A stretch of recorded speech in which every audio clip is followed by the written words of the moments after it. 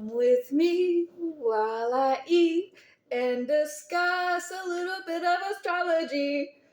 We are talking about Mars in Capricorn in 2029. By the way, hi, my name is Shay. If you don't know me, I'm crazy. And I'm really into looking into the future and seeing what bullshit is coming down so that I can prepare for it better. Check my notes in the comments, if you will, for me, and press every single button. I am going to eat my dinner while we go over this and enjoy my favoritist wine that, not sponsored, that I just got in to the store that I work at. So now I can have access to my favorite wine instead of going to the winery, which is in South Carolina. It's very nice. I've met the people. They're very nice folk. So Capricorn going into, maybe I need another sip of wine. Mars going into Capricorn 2029, approximately November 4th. And I'm not going to say the first thing that happens like I normally would in these videos. And yes, I know I look exhausted. That's because I am. You should help fund me if you want me to look like I've had sleep. So it's not the first thing that happens because there's like other setup things that have to happen. But as we progress into Capricorn, which Venus hangs out with Mars like the entire time. So this is more of a Mars and Venus in Capricorn during 2029 video than it is just about Mars, because Venus is right there like the whole time. And Venus, I don't discuss, but I will here for the reference of this, is about love, relationships, and not just any relationships, but all relationships. This is relationships with your mom, with your coworker, with your hubby, with your love, with your friends, with your everybody. And Venus is not only good relationships, it's also bad relationships. It's just relationships. And it's, yes, it does encompass love and that nurturing, but it's so much more than that. And Mars is about action and war, determination. It's what you're doing. This is in Capricorn. Well, Mars and Venus together in Capricorn is that steady, stable, I'm going to do it for my relationships. My relationships give me the motivation to do it, to climb up that social ladder, to be the GOAT in my relationships, in my work, in my life. And now, neither of these planets are very comfortable in Capricorn because Capricorn is so strict and stern. And so you would think Mars would do pretty well here. And it can if it doesn't become like Miss Independent, and Venus is the same way. If they're just not like, I could just be on my own and do on my own and live on my own and work, all of it. So those two are hanging together. So for the purposes of this video, I'm going to just talk about both throughout as if they're about the same degrees, because they really are. At 8 degrees, we have, again, the conjunction Venus and Mars. This is overlapping work and relationships. And we have a square to Neptune in Aries, which is the spiritual right thing to do with yourself. And Aries have blinders on. They only see what's in front of them. They go straight. Aries are the type to most often get into accidents. With Neptune here, the ethereal, I definitely foresee more accidents happening, affecting your relationships, affecting your job.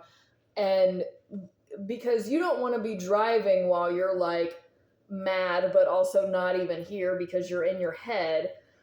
And so that's square in a major way, which is like not good for your work, not good for your relationships. It's actively like a war zone, because that's what Neptune is in Aries, is a spiritual war zone. This is square, your actions in your relationships, which are either going to like I'm not going to say piss off God, because I have no idea what God's thinking. If I did, this would be a whole other thing, because quite frankly, I have a lot of questions, but that's besides the point. Then we have a semi-sextile to Pluto and Aquarius. Well, what is Pluto teaching? Because that's what a semi-sextile is a time for the planet in the sign ahead to teach. So in this case, Aquarius goes after Capricorn. Well, Pluto is about transforming society. And if you want to transform the greater collective, then you can't think about just your relationships. You can't think about just your work. You have to think about what meaning behind all of that is, and what is really propelling you forward for the greater cause. Because Pluto and Aquarius is teaching us that we have to think about what's greater than us. So your relationships may be trash, but what's your relationship with your community? Your work might be trash, but are you working in the community? And Pluto and Aquarius is teaching us that sometimes the people outside of you matter. It's the butterfly effect. It's what you do. All of that just cascades, and we have to think about that when it comes to raising ourselves to this higher dimension. Are we going to work for it? Are we going to love for it? Are we going to embrace these relationships that are outside of us, or are you staying just with you, doing just for you, for your money, because even in relationships, Capricorns think about, how much value does this person bring to me? What level of time and energy and effort am I investing, and what are they investing back into me? So it's always money, finance related with Capricorn. I have a lot of Capricorn, I know. And this is teaching us, you have to think so much bigger than yourself right now. And we have let's see, the square between Lilith and Pluto. This is all between 8 and 9 degrees, by the way. All of this. Not in the beginning. This is kind of like in the middle. But all of this is happening like at this moment. When this moment comes. Lilith is in Taurus now, and Lilith is the dark version of our femininity. It is the original story of Adam and Eve was originally Adam and Lilith, but Lilith fell from her sexual demons and was replaced by Eve. And a lot of people don't know the story of Lilith. And I'm not trying to go into detail with that here. Lilith is in Taurus. Taurus is the strong, the stubborn, unmovable, unshakable, foundational, value-centered. And this femininity, and we've already been dealing with stuff in our home, and it's like these big foundations. You know what? Is this what my life is for? Is to build this foundation, or is it to grow? Is it to even outgrow this foundation and to not even have a base, but to be even more than that? All the same, it may be that women especially are like sinking in and going, no, we're not moving from this as a collective. Now that is square Pluto in Aquarius, all this big social change, because women also need to understand, yes, the male population does exist, does need to be included. We are kind of dividing the world by it just being like a woman's army.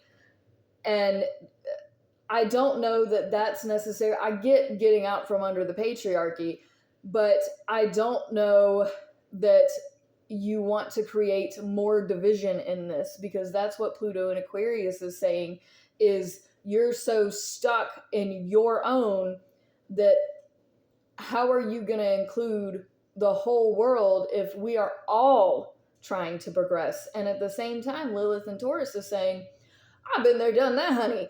I don't need to go no damn where. We have Lilith semi-sextile Aries, Neptune in Aries. So Lilith is taking the power woman, goddess of abundance stance here and saying to Neptune, view me, see me as I am, because Neptune in Aries is self-centered. It's about my self-worth and my spirituality and my and what is going to keep me safe and happy and loved and cared for. And Lilith in Taurus is saying, hold on for a second, recognize me, see me, I am here.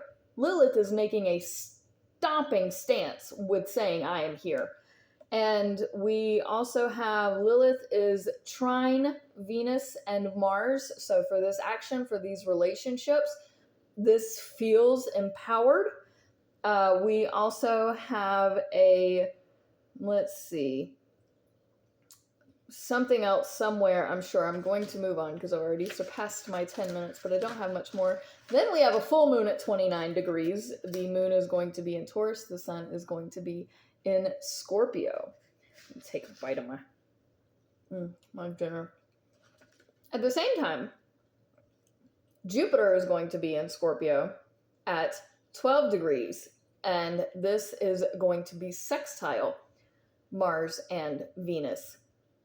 Now, the sun and the moon are not making any major alignments that I'm going to bring up to this, but these are both happening at the same time. So the full moon is always shedding a light on something. It's in Scorpio. The sun is in Scorpio, which is daily under the radar life. And the full moon in Taurus is shedding a light on your values. It's shedding a light on where you stand. And the moon opposite the sun is like, do you want to stand strong or do you want to be under the radar every day? Do you want to finally woman up, man up, and be seen and be visible? Or do you want to keep flying under the rug? At the same time, we have the sextile to Mars and Venus, Jupiter. So Jupiter is under the radar with communications in Scorpio. Doesn't really say a whole lot, more as a viewer. Very lucky with being stealth, with being kind of, I'm not going to say mystical, it's more of a Pisces term, but the darkness is quiet, but it still exists. That's sextile Venus and Mars, so if you need to make any big plans, you need to think over some things as far as how you're going to act in your relationships, and they're yours. This is Capricorn. Capricorn is very self-sufficient. Scorpio is self-sufficient. So these are like mulling over. If you need to plan, now is the time to make your plan. I'm sure you'll be able to implement it later, but at least have your plan. Then we have an inconjunct to Uranus. I'm a Capricorn, so I know I'm going to feel this too. That's at 17 degrees. That's right on my sun. Is it on my sun? No, 17 degrees is my Saturn in Aquarius. Besides the point, I know I'm going to have a whole lot of stuff going on here. We have the inconjunct, so Mars and Venus, those action relationships in the self-reliance mode, is not jiving with the crazy chaos that Uranus and Gemini brings, because there's going to be a curveball. So just know whenever you're making these plans, expect the curveball that you were not seeing. You probably have seen it at this point because you've just had so many. It's like, yep, yeah, okay. It's still annoying. And Uranus in Gemini is annoyed that there are being plans made and there are being things. Just roll with it. Do what you got to do. Mars then trines Saturn. Oh, so nice. I really love this. I really enjoy this because you're staying stuck, staying put, whatever decision you've made is the right one. Then Mars goes into Aquarius December 14th, 2029. Thank you so much for watching. Peace out. Much love. I'm going to enjoy my dinner now. Bye.